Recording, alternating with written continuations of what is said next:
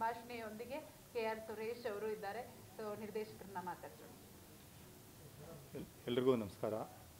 ಬಂದಿರತಕ್ಕಂಥ ನನ್ನ ಎಲ್ಲ ಚಿತ್ರತಂಡದವರಿಗೂ ಮಾಧ್ಯಮ ಮಿತ್ರರಿಗೂ ನಮಸ್ಕಾರ. ಈಗಾಗಲೇ ಎಲ್ಲರೂ ಅವ್ರವ್ರ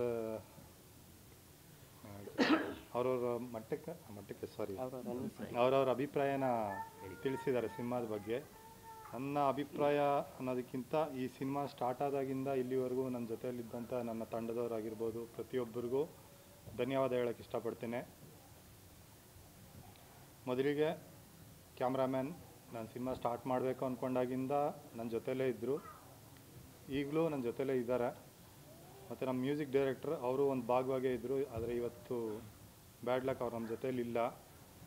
ನಮ್ಮ ಸ್ಟಂಟ್ ಮಾಸ್ಟರ್ ಅಂತ ಜಾಗವಾರ್ ಸಣ್ಣಪ್ಪ ಅವರು ಅಷ್ಟೇ, ಎಂಥ ಇದರಲ್ಲಿದ್ರೂ ನಮಗೋಸ್ಕರ ಒಳ್ಳೆಯ ಸ್ಟಂಟ್ಸ್ ಮಾಡಿಕೊಟ್ಟಿದ್ದಾರೆ. ನಮ್ಮ ಕೊರಿಯೋಗ್ರಾಫರು ಹಾಗೆ ನಮ್ಮ ಎಡಿಟ್ರ್ ಇವತ್ತು ಇಲ್ಲಿಲ್ಲ, ಈ ಶಿವಪ್ರಸಾದ್ ಅವರು ಒಳ್ಳೆ ಕೆಲಸ ಮಾಡಿಕೊಟ್ಟಿದ್ದಾರೆ ನಮಗೋಸ್ಕರ.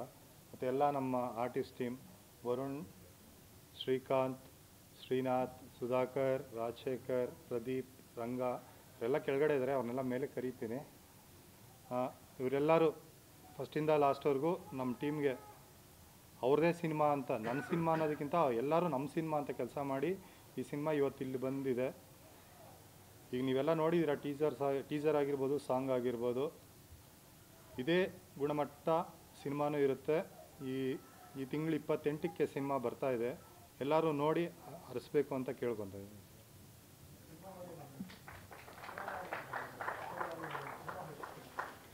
ಸಿನಿಮಾ ಇದೊಂದು suspense love come thriller cinema.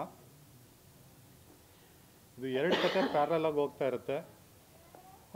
2 ಕತೆಗೂ ಒಂದೇ ಕ್ಲೈಮ್ಯಾಕ್ಸ್ ಇರುತ್ತೆ. ಅದು ಏನು ಕ್ಲೈಮ್ಯಾಕ್ಸ್ ಅನ್ನೋದು ಸಿನಿಮಾದಲ್ಲಿ ನೋಡಬೇಕು. ಬೆಂಗಳೂರು ಸುತ್ತಮುತ್ತ ನಂದಿ ಹಿಲ್ಸು ಶೂಟಿಂಗ್ ಆಗಿದೆ.